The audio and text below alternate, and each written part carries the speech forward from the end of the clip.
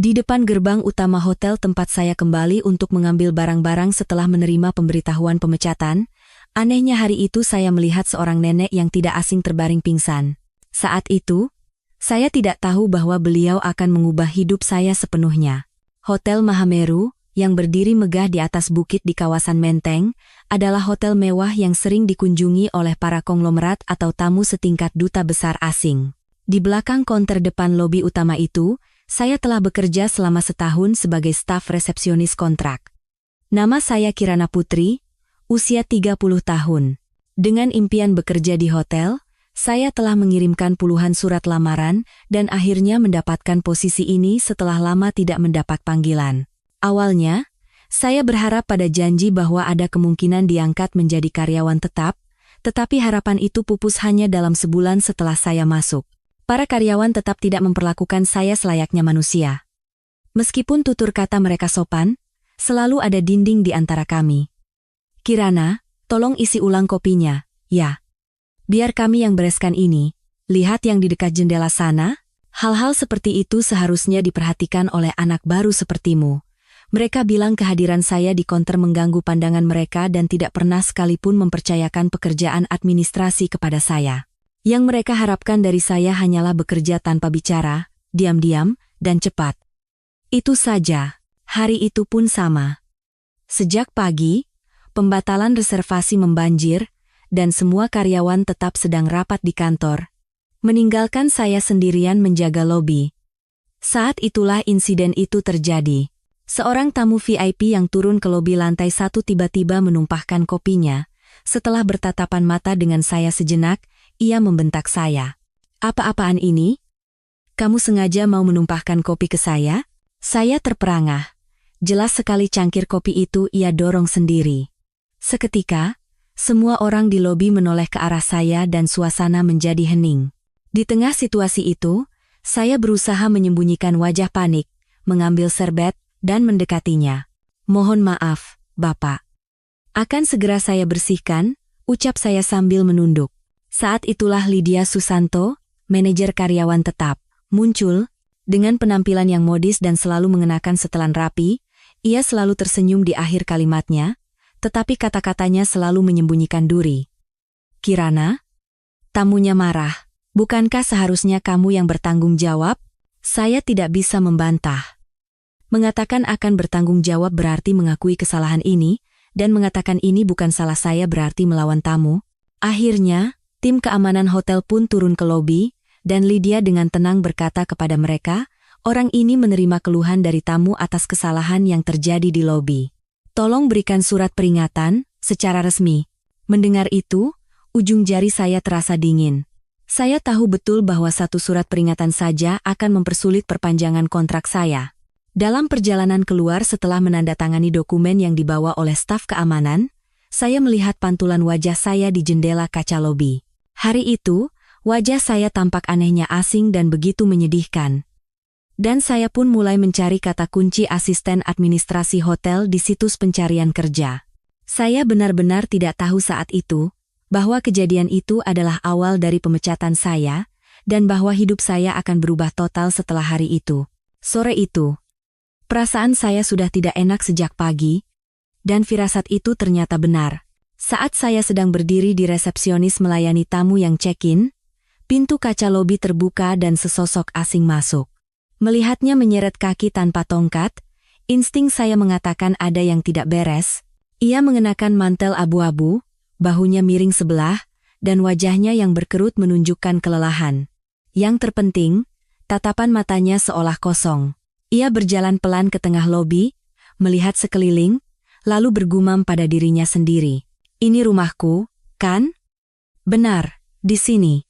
Hening sejenak, lalu Lydia yang berdiri di samping saya berkata dengan nada sinis, tidak panggil tim keamanan.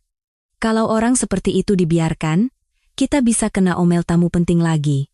Kemudian, sambil mengeluarkan pembersih tangan, ia menyindir saya, Kirana, setelah berhadapan dengan orang seperti itu, sebaiknya cuci tanganmu. Baunya juga tidak enak. Dan zaman sekarang banyak penyakit aneh. Kan? Mendengar itu, wajah saya memerah. Saya tidak bisa berkata apa-apa dan hanya terpaku menatap nenek itu. Dengan hati-hati, saya mendekatinya dan bertanya, "Nenek tidak apa-apa? Silakan duduk di sini." Saya menuntunnya ke sofa kosong dan memberinya segelas air. Nenek itu memegang tangan saya dan tersenyum samar sambil berkata, "Hangat sekali. Sudah lama sekali rasanya tangan seperti ini." Lydia memandang pemandangan itu dengan senyum mengejek, lalu berbisik kepada karyawan lain sambil tertawa. Saat itu, saya merasa seolah-olah saya telah melakukan sesuatu yang memalukan. Namun anehnya, tatapan mata nenek itu terasa tidak asing. Seperti seseorang yang pernah saya lihat dalam mimpi lama. Wajah yang tidak saya ingat, tetapi hati saya merespons lebih dulu. Saat itu, saya belum tahu bagaimana pilihan saya setelah hari itu akan mengubah takdir saya. Nenek itu tetap berada di lobi hotel hingga malam hari. Tidak ada yang mendekatinya, tidak ada yang menyapanya. Sesekali, karyawan atau tamu yang lewat memberinya tatapan tidak nyaman, tetapi beliau hanya diam menatap keluar jendela. Tepat saat saya akan mengakhiri giliran kerja dan pulang, beliau, yang masih duduk di sofa, menatap ke angkasa dan bergumam pelan. "Lapar, ya? Tadi sudah makan siang, belum?" Suaranya sangat pelan dan tidak ada yang mendengarkan. Tapi saya mendengarnya. Langkah saya yang hendak berbalik terhenti, dan hati saya tergerak. Kebetulan hari itu ada nasi kotak sisa dari kantin karyawan. Saya tahu ada beberapa nasi kotak yang tersisa karena ada acara yang dibatalkan. Tentu saja, saya juga tahu betapa berisikonya mengambil satu secara diam-diam menurut peraturan hotel. Namun, sudah lama sekali saya tidak mendengar seseorang mengatakan lapar dengan begitu tulus. Jadi, saya dengan hati-hati membungkus nasi kotak itu ke dalam kantong kertas dan pergi ke sudut lobi. Saya berkata kepada nenek yang duduk di sofa itu, "Nek, kalau belum makan, silakan makan ini." Nenek itu melihat tangan saya, lalu menerima kantong kertas itu dengan tangan gemetar. Dan beliau makan dengan sangat lahap. Melihatnya, hati saya terasa sesak. Saya merasa telah melakukan hal yang benar. Hal yang selayaknya dilakukan sebagai manusia. Namun, seseorang sedang mengawasi adegan itu. Di ruang monitor CCTV di belakang lobi, Lydia tanpa kata memutar ulang rekaman itu. Keesokan paginya, ia mengirim pesan di grup obrolan tim resepsionis. Sebagai informasi, sebelum rapat hari ini, saya akan melaporkan kasus pelanggaran peraturan keamanan. Di CCTV terekam jelas siapa yang memberikan makanan hotel tanpa izin. Di bawah pesan itu, ada sebuah foto tangkapan layar. Foto punggung saya yang sedang membawa nasi kotak dalam kantong kertas. Meskipun buram, siapapun bisa tahu itu adalah saya. Jantung saya serasa berhenti berdetak. Siang itu, saya dipanggil ke kantor manajer. Sesuai dengan pasal 21 Peraturan Keamanan Hotel, tindakan memberikan makanan kepada pihak luar tanpa izin adalah pelanggaran kontrak. Suara manajer personalia itu kaku dan tidak memberi saya kesempatan untuk membela diri. Saat itu, saya sadar. Sekalipun niatnya baik, di tempat ini, itu tidak bisa mengalahkan peraturan. Satu kalimat yang diucapkan Lydia saat saya keluar tidak akan pernah saya lupakan seumur hidup. Kalau bekerja pakai perasaan, kamu tidak akan bisa. Ini bukan tempat untuk berbelas kasihan. Wajahnya benar-benar biasa saja, dan saya tidak bisa berkata apa-apa. Karena mungkin, saya pun tahu bahwa ini bisa jadi sebuah kesalahan. Tapi, apakah itu benar-benar sebuah kesalahan? Memberikan sekotak nasi kepada orang yang lapar. Malam itu dalam perjalanan pulang, saya mampir ke rumah sakit untuk menjenguk ibu saya. Kesadarannya samar, tetapi beliau menggenggam tangan saya erat. Saat itu, saya berkata dalam hati, "Benar, aku punya tangan yang hangat." Keesokan paginya begitu saya tiba di kantor, ada panggilan dari tim personalia, telepon internal dengan nomor yang tidak saya kenal. Jantung saya berdebar kencang. "Kirana Putri, tolong ke tim personalia sebentar."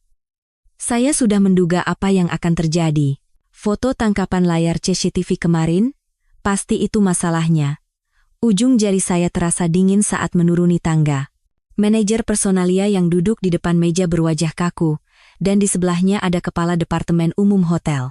Di atas meja, ada sebuah amplop. Kasus pemberian nasi kotak kemarin sudah dikonfirmasi dan dinilai sebagai pelanggaran peraturan keamanan. Pihak kantor pusat juga menganggap masalah ini serius. Mulai hari ini, kami akan memproses pemutusan kontrak. Napas saya terasa sesak. Saya ingin mengatakan sesuatu, tetapi tidak ada kata yang keluar. Saya hanya... Beliau bilang lapar. Niat tidak penting. Ini adalah hotel, dan resepsionis adalah area keamanan tingkat 1. Suara kepala departemen yang memotong ucapan saya sedingin es. Di hadapan permintaan untuk menandatangani dokumen pemutusan kontrak, saya ragu, apakah masalah ini benar-benar harus berakhir seperti ini? Namun, saat itu, Lydia masuk membuka pintu. Dengan tangan bersedekap dan senyum yang biasa ia tunjukkan. Kerja bagus, Kirana. Selamat jalan. Ya, sebagai karyawan kontrak, kamu sudah melakukan yang terbaik. Seketika, saya benar-benar kehilangan kata-kata. Ia dengan santainya melewati tempat saya, dan melihatnya, air mata saya mulai menggenang. Setelah menandatangani dan menerima amplop, saya berjalan menuju lobi untuk mengambil barang-barang saya. Lobi masih ramai seperti biasa, dan di tempat saya biasa bekerja, sudah ada seorang pekerja paruh waktu lain yang duduk. Saat saya hendak merapikan tempat saya, pekerja itu bertanya, "Mbak sudah lama kerja di sini?" Saya baru hari pertama. Mendengar itu, saya tersenyum pahit. Saya sudah berada di sini selama setahun, tetapi momen kepergian saya begitu biasa saja. Sambil memegang satu kantong kertas berisi dokumen, saya duduk di sofa lobi untuk merapikannya.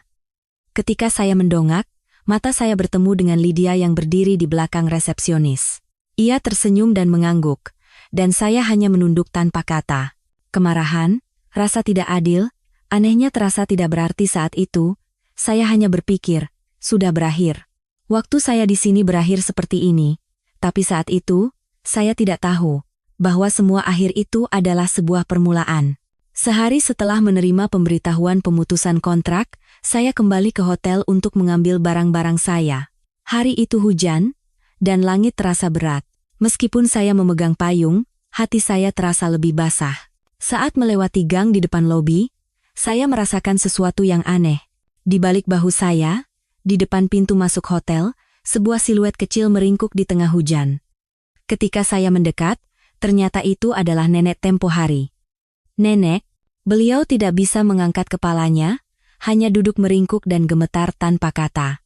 Seluruh tubuhnya basah kuyup, bibirnya membiru, wajahnya semakin tirus, dan ada luka di pipinya. "Nenek, tidak apa-apa?" Tanpa ragu, saya berlari memayunginya dan merangkul bahunya. Beliau berbisik pelan, "Benar, di sini. Ini rumahku." Mendengar itu, jantung saya berdebar kencang.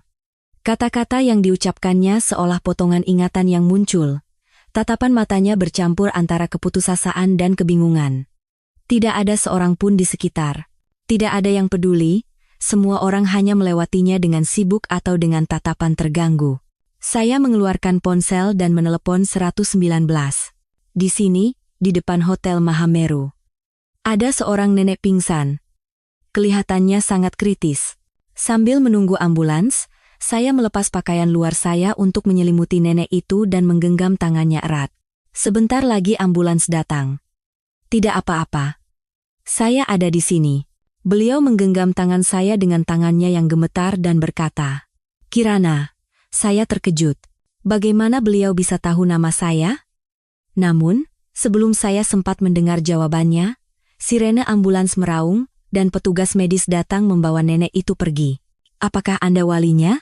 "Bukan. Saya hanya kebetulan lewat." Saya pernah bertemu beliau beberapa kali di hotel.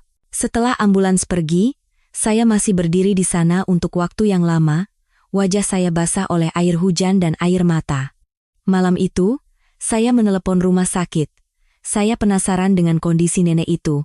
Namun, jawaban yang saya dapat adalah, kami tidak tahu nama dan alamatnya, jadi tidak ada kontak wali.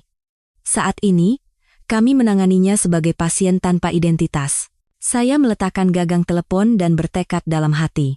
Saya akan menjaga nenek sampai akhir.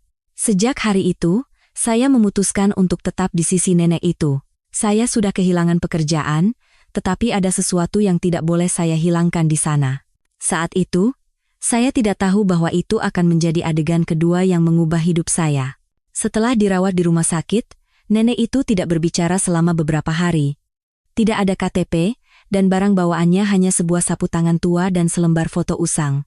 Foto itu pun sudah pudar sehingga sulit untuk mengidentifikasi orang di dalamnya. Pihak rumah sakit mengklasifikasikannya sebagai lansia tanpa identitas dan mengatakan jika dalam beberapa hari tidak ada wali yang muncul, mereka akan memproses pemindahannya ke panti sosial. Mendengar itu, saya hanya duduk termangu di depan pintu kamar rawatnya. Apakah nenek ini benar-benar tidak punya keluarga? Jangan-jangan ada seseorang yang mencarinya dengan cemas? Nenek itu sering melewatkan makan dan tidak mau bertatapan mata. Kadang-kadang, beliau bergumam sendiri, dan ada kalimat yang terus diulanginya. Hotel Mahameru. Aku dari sana, tempatku di sana. Mendengar itu, saya dengan hati-hati menghubungi pihak hotel. Saya tidak bisa menelepon langsung, jadi saya menjelaskan ciri-ciri dan situasi nenek itu ke layanan pelanggan, menanyakan apakah ada laporan kehilangan barang atau orang hilang. Beberapa hari kemudian, seorang pria datang ke rumah sakit. Mengenakan setelan hitam, dengan tatapan tajam dan cara bicara yang tenang, wajahnya terasa tidak asing. Permisi. Saya dengar beliau ada di sini. Ia masuk ke dalam kamar rawat tanpa kata, lalu langkahnya terhenti saat melihat nenek yang terbaring di tempat tidur. Setelah berdiri diam untuk waktu yang lama, ia membuka mulutnya. Ibu, saya terkejut dan menatapnya. Anda bilang, Ibu? Ia mengangguk. Ibu saya hilang dari rumah sebulan yang lalu. Beliau didiagnosis menderita demensia tahap awal. Beliau tidak kembali setelah berjalan-jalan di rute yang biasa. Jantung saya berdebar kencang. Kalau begitu, nenek yang saya temui di hotel waktu itu. Maaf. Apakah beliau ada hubungannya dengan Hotel Mahameru? Ia terdiam sejenak, lalu menjawab. Saya Direktur Utama Hotel Mahameru. Nama saya Baskara Aditama. Seluruh tubuh saya merinding. Beliau, nenek itu, adalah ibu dari Bapak Direktur? Pihak rumah sakit menyarankan untuk memeriksa CCTV. Saya ingin tahu bagaimana ibu bisa sampai di sini dan dengan siapa saja beliau. Saya menggigit bibir dan mengangguk. Saya juga ingin melihat lagi adegan itu. Momen-momen yang penuh dengan ketulusan hati saya masih teringat samar-samar. Keesokan harinya, Pak Baskara bersama tim keamanan hotel memutuskan untuk memeriksa rekaman CCTV. Dan dalam rekaman itu, adegan saat saya memberikan nasi kotak dan saat saya memegang tangan nenek, semuanya terekam. Ekspresi Pak Baskara tidak berubah sama sekali sampai video berakhir. Hanya saja, pada adegan terakhir, saat nenek itu memegang tangan saya dan tersenyum, saya melihat bibirnya sedikit bergetar. Setelah hari itu, saya mendapat panggilan sekali lagi. Namun, panggilan itu memiliki arti yang sama sekali berbeda dari yang saya bayangkan. Beberapa hari kemudian, saya dipanggil kembali ke ruang keamanan hotel. Saya berjalan dengan hati-hati menyusuri koridor dan tangga yang sudah tidak asing lagi. Pak Baskara sudah ada di sana, dan kepala tim keamanan dengan sikap hati-hati membuka file rekaman. Di layar monitor besar, adegan-adegan di lobi mulai diputar satu persatu. Hari pertama nenek itu masuk ke lobi, ekspresi para karyawan di sekitarnya, adegan Lydia menutup hidung, dan momen saat saya memberikan air minum. Di layar, saya terlihat menyodorkan air kepada nenek yang duduk di sofa dan dengan diam-diam menyelimutinya dengan selimut. Adegan berikutnya adalah saat saya diam-diam mengambil nasi kotak. Sosok saya yang mengendap-endap di pintu masuk dapur sambil membawa kantong kertas. Dan adegan saat saya meletakkan nasi kotak itu di depan nenek dan duduk diam menemaninya, semuanya terekam dengan jelas. Pak Baskara yang menonton video itu hanya menatap layar tanpa kata. Tanpa ekspresi. Namun, pada adegan terakhir, saat nenek itu menggenggam tangan saya erat dan perlahan tersenyum, dalam momen singkat itu, napas Pak Baskara terdengar sedikit bergetar. Ia perlahan membuka mulutnya. Hotel bisa menjadi tempat yang dingin bagi sebagian orang, tetapi bagi sebagian lainnya, bisa menjadi harapan terakhir. Saya tidak bisa berkata apa-apa. Saat itu, kata-kata itu menusuk hati saya dengan begitu tenang. Saat itu, Lydia dipanggil masuk ke ruang rapat. Begitu melihatnya, Pak Baskara menghentikan monitor dan berkata dengan tenang. Siapa karyawan ini? Lydia sempat terkejut, tetapi segera menjawab dengan tenang. Dia staf resepsionis kontraknya sudah diputus. Pak Baskara menunjuk ke monitor dan berkata, "Siapa yang merekam adegan itu dan menyerahkannya ke tim personalia? Itu adalah laporan yang saya ajukan terkait pelanggaran peraturan." Pak Baskara mengangguk dan terdiam sejenak. Lalu dengan suara yang sangat pelan, ia berkata, "Saat peraturan mengancam manusia, itu bukan lagi peraturan, tapi senjata." Mendengar itu, ekspresi Lydia menegang. "Tindakan selanjutnya akan saya diskusikan langsung dengan tim personalia." Pak Baskara menoleh ke arah saya dan berkata, "Setelah ini, saya ingin bertemu dengan Anda secara pribadi." Punggungnya yang meninggalkan ruang rapat tampak tenang, tetapi entah kenapa, saya bisa merasakan bahwa sebuah keputusan telah diambil. Jantung saya mulai berdetak perlahan, namun cepat. Saya punya firasat. Sesuatu akan berubah. Setelah keluar dari ruang rapat, tak lama kemudian Pak Baskara memanggil saya kembali ke ruang rapat direksi di lantai 11 hotel. Itu adalah tempat yang baru pertama kali saya kunjungi. Di tengah ruang rapat, pemandangan kota terhampar di luar jendela besar, dan di depannya, Pak Baskara berdiri. Punggungnya masih terlihat tenang, tetapi anehnya, sama sekali tidak terasa dingin. "Silakan duduk." Saya duduk dengan hati-hati, dan ia meletakkan secangkir kopi di depan saya tanpa kata. Kopi itu hangat, dan ruangan itu sunyi. Ia yang pertama kali membuka suara, "Jika Anda tidak menolong ibu saya, mungkin saat ini beliau berada dalam situasi yang lebih berbahaya di jalan." Saya merapatkan tangan dan menunduk. Saya hanya tidak ada yang menolongnya, jadi saya hanya melakukan apa yang saya bisa. Ia mengangguk dan berkata, "Momen saat Anda mengeluarkan nasi kotak itu, saya yakin saat itu ibu saya merasa diperlakukan selayaknya manusia." Mendengar itu, tanpa sadar mata saya memerah. Manusia harus bisa didahulukan di atas peraturan, terutama di tempat seperti kita ini. Pak Baskara mengeluarkan sebuah amplop biru dari laci di bawah meja. "Kami berencana membuat proyek baru bernama Tim Peduli Kemanusiaan Hotel Mahameru. Ini adalah layanan untuk tamu lansia atau tamu yang membutuhkan pendampingan sosial." Ia menyodorkan amplop itu kepada saya dan berkata, "Maukah Anda memulai tim ini bersama kami sebagai penanggung jawab perencanaan awal?" Saya menatapnya dengan mata terbelalak. "Apakah saya bisa melakukannya?" Ia tersenyum dan mengangguk. "Anda sudah melakukannya.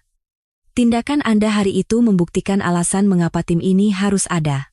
Di dalam amplop itu, ada kontrak kerja baru beserta proposal proyek. Ada juga kartu nama dengan nama saya tertera di sana.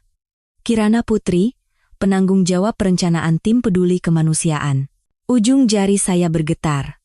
Sudah lama sekali rasanya. Kesempatan untuk memulai sesuatu lagi, dan permulaan itu berasal dari kehangatan yang melampaui aturan. Saya menunduk perlahan dan berkata, "Terima kasih. Saya akan berusaha sebaik mungkin." Hari itu, saya keluar dari hotel lagi. Tetapi kali ini, bukan dengan tangan yang membawa barang-barang, melainkan dengan tangan yang membawa sesuatu yang baru. Dan saya tahu, bahwa di tempat yang saya kira adalah akhir, sebuah permulaan yang sesungguhnya bisa dimulai. Beberapa minggu kemudian, saya berdiri lagi di lobi Hotel Mahameru. Kali ini, bukan sebagai karyawan kontrak, melainkan sebagai penanggung jawab perencanaan Tim Peduli Kemanusiaan. Tanda pengenal dan seragam saya berbeda, tetapi yang paling berbeda adalah hati saya. Dulu, saya berdiri sambil mengamati tatapan orang-orang yang lalu lalang di lobi, tetapi sekarang, saya memiliki kebanggaan karena berada di posisi di mana saya bisa memberikan hati saya untuk seseorang. Di salah satu sisi lobi hotel, ada meja konsultasi yang baru dibuat. Tempat itu bukan untuk membantu reservasi atau check-in, melainkan sebuah pusat kecil untuk mendengarkan dan membantu kisah para tamu lansia atau tamu yang tidak memiliki pendamping. Awalnya, tidak ada yang mendekat. Banyak juga tatapan yang seolah bertanya, "Tempat apa itu?" Namun, hari demi hari, mulai ada yang datang diam-diam. Pasangan suami istri tua yang kesulitan membawa barang bawaan mereka sendiri karena kondisi fisik yang lemah, seorang turis lansia asing yang tersesat di pintu masuk, dan suatu hari, muncul sosok punggung yang tidak asing. Nenek. Beliau masih dengan tatapan yang sedikit kabur, tetapi begitu melihat saya, beliau tersenyum lebar. "Di sini rupanya kamu, Kiranaku." Saat itu, dada saya terasa hangat dan penuh. Kenyataan bahwa pertemuan kami di lobi hari itu telah menghubungkan kami kembali seperti ini. Mau saya buatkan teh? Boleh. Yang hangat, pelan-pelan saja. Sejak hari itu, nenek itu datang ke hotel sekali atau 2 kali seminggu. Kadang hanya duduk di lobi, atau menceritakan kisah singkat kepada saya. Dan saya pun sadar bahwa pekerjaan ini bukan sekadar tempat kerja, melainkan pekerjaan untuk menciptakan tempat di mana seseorang bisa merasa aman. Pintu lobi terbuka, dan seorang pria paruh baya yang tidak dikenal ragu-ragu hendak masuk. Saya bangkit dari kursi, mendekatinya, dan berkata dengan lembut, "Selamat datang. Mau saya ambilkan segelas air hangat?" Dengan satu kalimat itu, pria itu perlahan mengangguk dan masuk ke dalam lobi. Saat itu, saya yakin bahwa memberikan ketulusan kepada seseorang, meskipun dimulai dari sekotak nasi, bisa mengubah dunia sedikit demi sedikit. Dan keyakinan itu kini telah menjadi pekerjaan dan alasan hidup saya. Sama seperti tangan yang saya ulurkan kepada seorang nenek yang pingsan hari itu, ujung jari itulah yang telah mengubah arah hidup saya. Sebuah tangan yang diulurkan kepada seseorang, ketulusan yang dimulai dari ujung jari itu, bisa mengubah hidup orang lain. Kita sering lupa bahwa sebuah pilihan kecil terkadang bisa mengubah hidup kita. Namun, keberanian kecil yang hangat itu pada akhirnya dapat merangkul seluruh kehidupan seseorang. Bagaimana cerita hari ini? Jika ada getaran kecil di hati Anda, agar cerita seperti ini bisa sampai ke lebih banyak orang, mohon dukung kami dengan subscribe dan like, dan tinggalkan juga kehangatan hati Anda di kolom komentar. Satu kata hangat dari Anda adalah kekuatan besar bagi kami. Terima kasih.